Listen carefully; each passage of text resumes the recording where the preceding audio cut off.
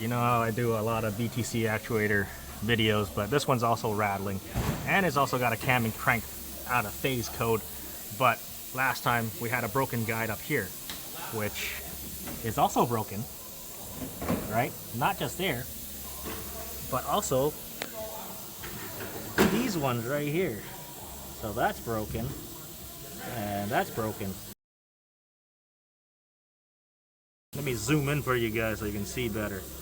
So it's knocked out chunks of this guide.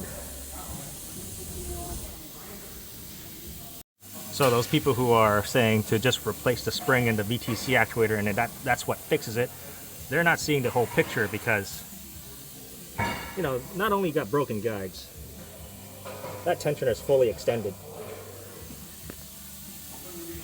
With the tensioner out, you can also see all that rattling. Moving that tensioner in and out has stripped this part of the hydraulic tensioner. You can see the metal in it. You can see the teeth. See how the ones on the top are sharp and the bottom ones are kind of flat. So this is why I'm doing this, because so many people in the comments were like, just replace the spring. And I do this day in and day out, and I've seen it all. Especially when you have broken timing components behind the timing cover that you can't even see. Now that we have all the timing components on the bench, I just want to show you what they all look like, because you won't be able to see this unless you have the timing cover off. So if you just do the spring, how do you know if these guides are good? But as you can see, look how rough that guide is. Oop. Yeah, so that guide is rough. Not only if it's broken on this side, it's also broken on the inside too. So that's broken there. This guide, the bottom is broken. You're not going to see that.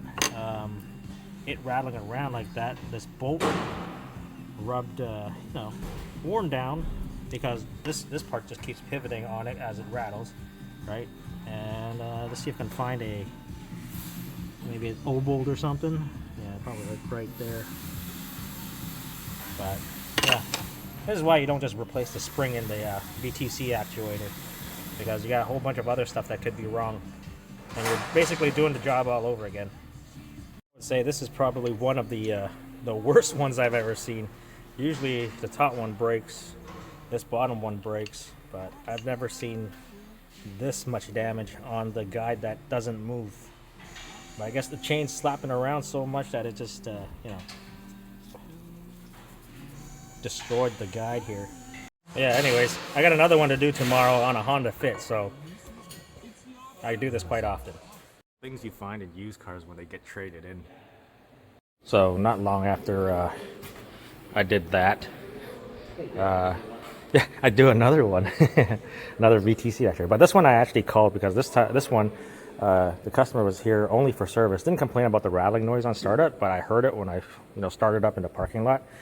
And so I checked to see if if he had extended warranty, and he did have extended warranty, but only for the next 6 months. Well, now I think he only has like 4 months left of his extended warranty. So I just called it and just make sure he gets it done before his warranty expires. So yeah, that way at least he has the problem fixed before his warranty expires. So that's what I'm doing today. I'm not going to do a whole video, but if you want to watch the video of me doing the VTC actuator on the Honda Fit, I'll have a link in the description, and you can watch that video.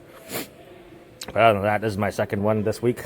Did the other one on the CRV 2 days ago, or not yesterday, but the day before. And then it sat yesterday overnight to get it, for the silicone to dry, and then put oil in it, check for leaks, and then the customer picked up the car yesterday. And you probably also watched the video yesterday of me doing the carbon, the walnut blasting on the Honda Fit yesterday. That was on the same day.